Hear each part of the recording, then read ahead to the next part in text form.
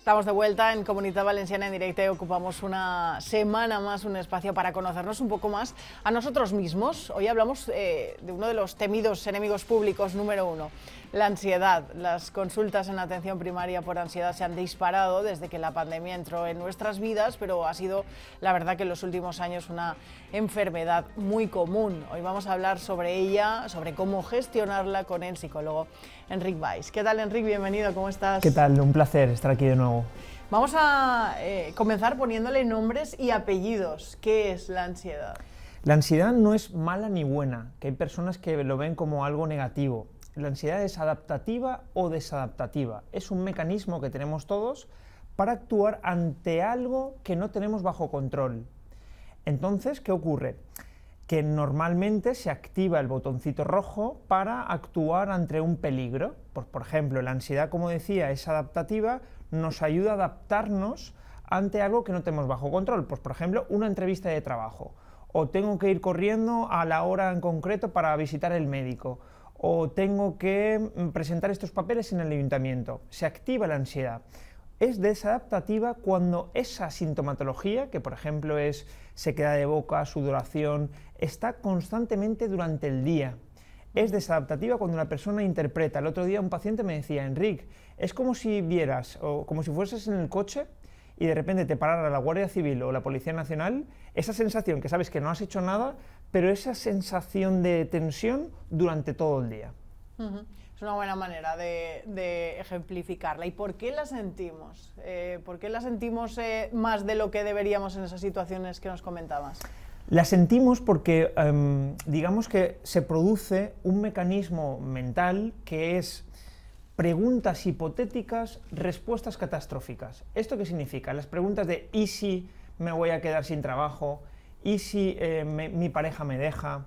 Tengo miedo, el cómo, el cuándo, el para qué. Cuando nos hacemos preguntas del futuro y tenemos respuestas peores o catastrofistas, como por ejemplo, seguro que voy a estar siempre así, todo me pasa a mí, nunca me salen bien las cosas, y entonces entramos en ese bucle. Entonces, son situaciones que nos podemos encontrar y que si no sabemos gestionar es cuando aparece esa ansiedad constante, ¿no?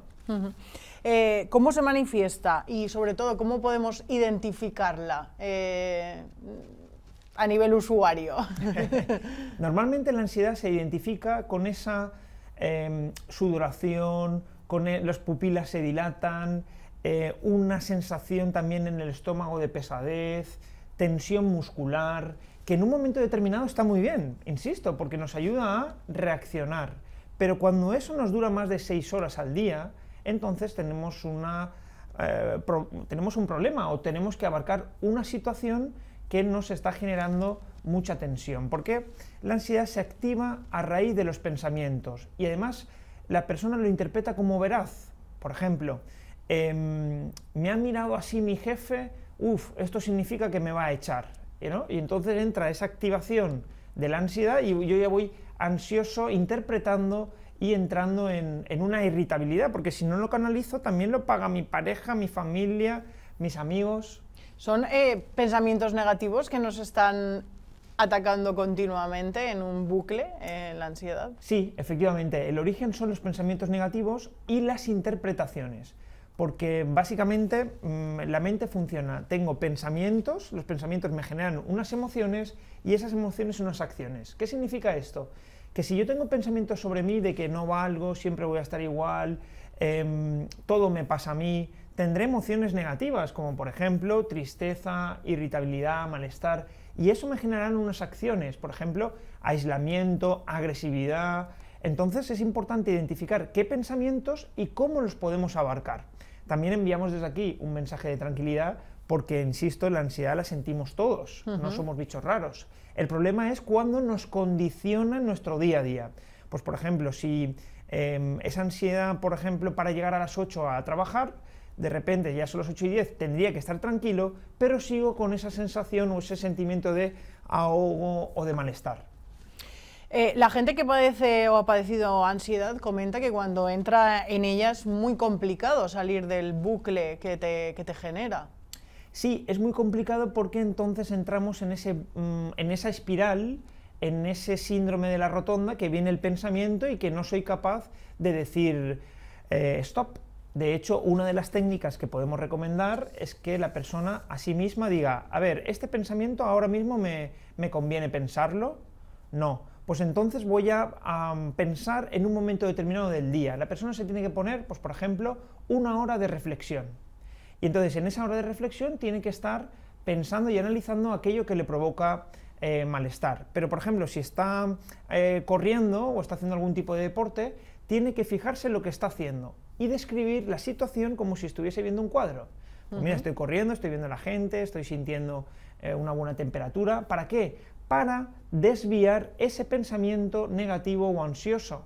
Entonces es una técnica que en psicología se llama stop de pensamiento o distracción del pensamiento.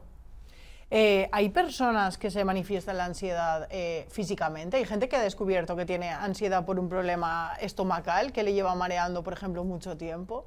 Sí, aparecen las patologías que se llaman enfermedades psicosomáticas, que es cuando la persona tiene problemas que están demostrados científicamente, que está relacionado con la parte emocional.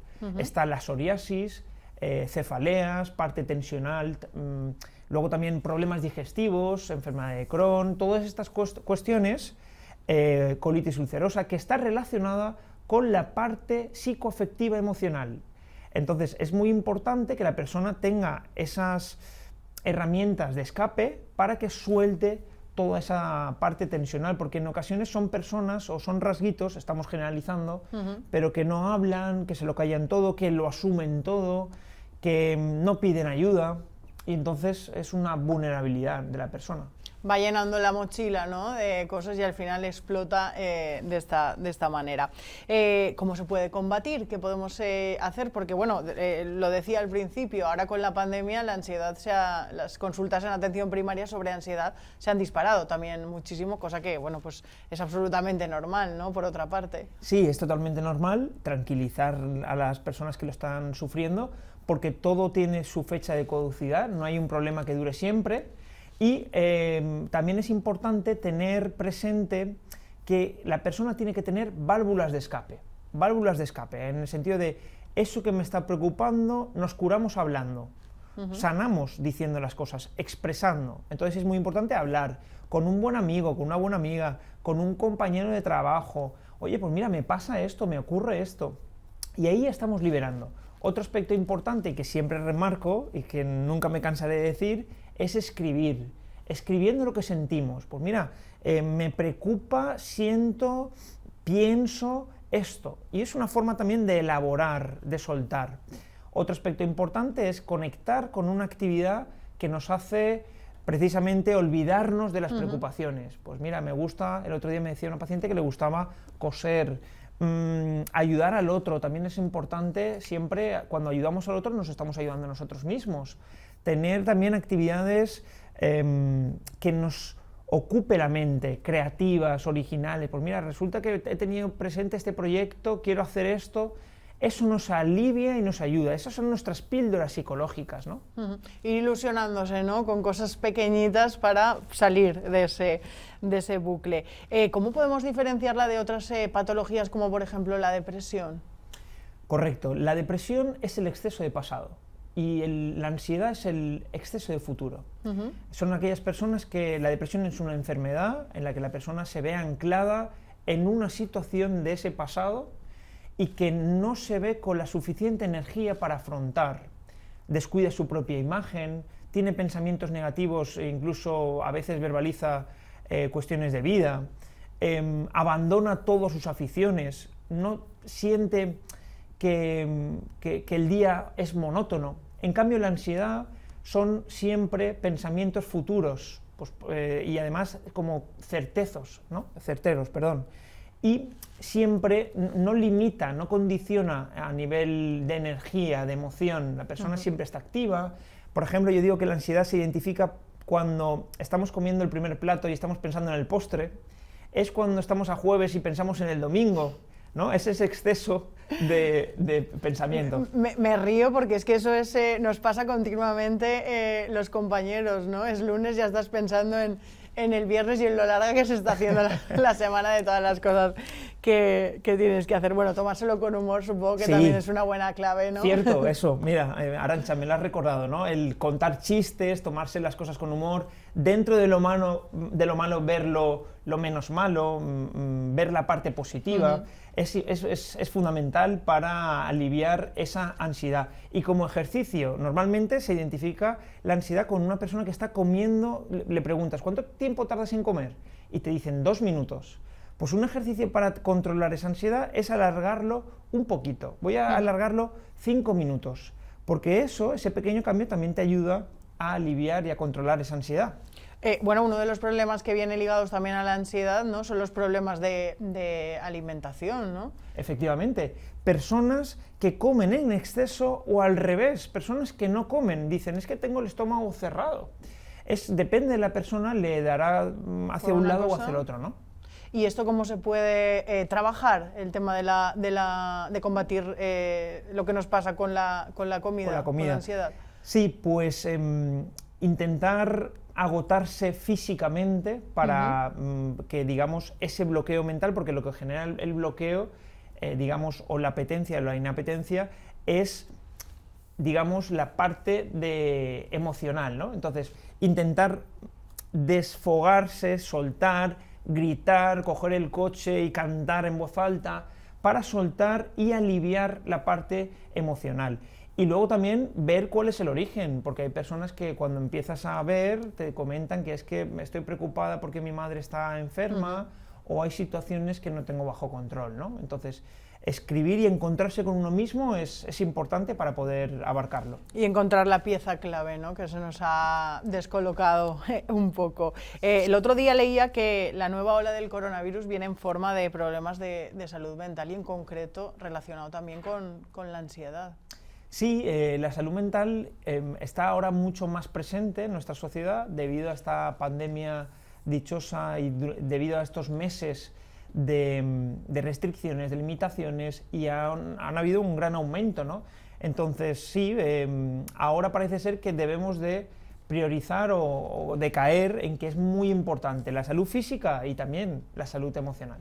Es importante un paso que se ha dado, que es que la gente cada vez lo hable más en redes sociales. También se verbaliza mucho el tema de la ansiedad y con mensajes de no estás solo, yo también sufro ansiedad, si necesitas cualquier cosa podemos hablarlo. Sí, normalizarla, naturalizarla. De hecho, muchos influencers, youtubers lo cuentan abiertamente, normalizan también el ir al psicólogo o a la psicóloga, y es parte también de nosotros mismos, ¿no? Es que somos personas emocionales y si no sabemos canalizar eso, pues genera mucho sufrimiento y mucho malestar. Enric, muchas gracias como cada semana por contárnoslo así de bien, ha sido un placer como siempre. Muchas gracias a ti. Hasta la próxima.